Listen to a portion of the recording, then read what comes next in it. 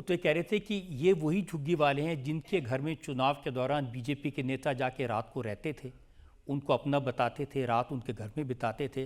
अब वही झुग्गियां टूट रही हैं तो उनको बचाने कोई नहीं आ रहा। आज भी वही है। आप यदि 4 झुग्गी को दिल्ली की 675 क्लस्टर से कंपेयर करोगे तो जनाब नहीं हो सकता। आज पूरी दिल्ली में 675 क्लस्टर हैं। एक्शन कितने पे हुआ है? मात्र 4 पे। उसमें से 3 पे कोर्ट केस था और एक की लैंड ओनिंग एजेंसी जिसने उनको ऑलरेडी मकान दे दिए थे उसने खाली कराई। इन 4 के अलावा दिल्ली में किसी पे कोई एक्शन नहीं हुआ है। आप उस पे मतलब कुंभकर्ण जी हैं हमारे केजरीवाल साहब, 6 महीना पंजाब में राजनीति करते रहे, तब उनको दिल्ली की याद नहीं आई। उनको नहीं पता कि इन 4 महीने में दिल्ली कितना आगे बढ़ गई है।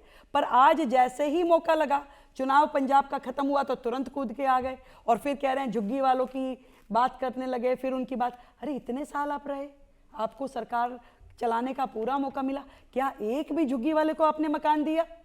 अब मुझे बताइए, कोई झुग्गी वाला आके कहे कि मुझे केजरीवाल सरकार ने मकान दिया? एक भी नहीं मिलेगा सर। आज की सरकार लाखों लोगों को मकान देने की योजना बना रही है और सीरियसली उस पर काम कर रही है। आप ये कह रही हैं कि दिल्ली में जो लाखों लोग झुग्गियों में रहते हैं उनको आपकी सरकार, केंद्र सरकार पक्के मकान देगी और जहां झुग्गी हैं वहीं मकान देगी? 100%, 100%। देखिए, ये सालों का बैकलॉग है, समय जरूर लगेगा, पर निश्चिंत होकर के आपको कहीं कोई नहीं टोक रहा है। आप अपनी जगह पे रहिए। उल्टा पहली बार हमारी सरकार ने वो काम किया जो कभी किसी ने नहीं किया। 700 करोड़ रुपए का बजट मैंने रखा इसमें कि झुग्गियों के डेवलपमेंट के लिए। 700 करोड़ रुपए किस लिए? कि उनकी नाली, खड़ंजा, शौचालय, स्नानघर, आज भी झुग्गियों में खुले में नहाती हैं महिलाएं। आज भी उनको टॉयलेट जाने के लिए गंदे शौचालय यूज करने पड़ते हैं। कभी चिंता नहीं की, माफ कीजिएगा, ना केजरीवाल साहब ने ना उससे पिछली सरकार ने। लेकिन वो सब लोग वोट तो केजरीवाल जी को ही देते हैं। देखिए, आपका बच्चा, उसे नहीं मालूम कि सही है कि क्या गलत है, आपको ही सिखाना पड़ता है। धीरे धीरे उसे पता चलता है कि मेरे जो माँ बाप हैं वही मेरे लिए सही सोच रहे हैं।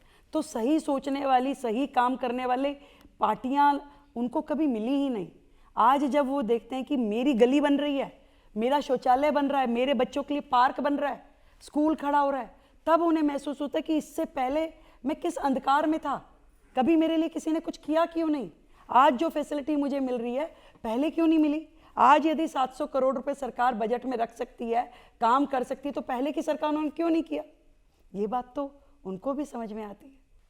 जनता में से सवाल ले लेते हैं। केजरीवाल जी ने अपने दफ्तर में भीमराव अंबेडकर जी की और भगत सिंह की फ़ोटो लगा रखी थी, वो आपने हटवा दी थी और उसी पर अतिशी जी ने प्रोटेस्ट किया था, तो ये क्या सच है? देखिए, ये जो पार्टी है ना, ये आंदोलन की पार्टी है। आंदोलन से निकली, रामलीला मैदान से। जब खुद सरकार में थे तो भी धरने पे बैठते थे। मुख्यमंत्री होके केजरीवाल साहब और जल मंत्री होके आतिशी जी धरने पे बैठी, दुनिया ने देखा। तो ये तो शुरू से विपक्ष की पार्टी रही है। तो अब जैसे ही उन्होंने देखा कि अब ये लोग सत्ता में आ गए और हम विपक्ष में क्या करें, अब धरना तो देना है। अब ऑफिस मेरा, मुझे तय करना है कि मुझे तस्वीर सामने लगानी है कि पीछे लगानी है। मेरी पीठ के पीछे बाबा साहब की फ़ोटो, भगत सिंह की फ़ोटो, मैंने वो तस्वीर को यहाँ करके इधर लगा दिया अपनी दीवार पे। अरे मुख्यमंत्री ने फ़ोटो हटा दी। फिर वो मैंने उन सबको बुलाया, आइए आप, कमरे में बिठा के चाय पिलाई। मैं कहा मैडम फ़ोटो इधर नहीं है, इधर है। अच्छा, फ़ोटो यहाँ लग गई। मैं कहा तो मुझे लगता है कि सामने रहनी चाहिए ताकि प्रणाम कर लूँ, तो इसमें कोई तकलीफ़ है क्या? ओहो हो। फिर मेरे कमरे में से उठ के बाहर गई, फिर से तख्ती उठाई, होने नहीं देंगे, होने नहीं देंगे।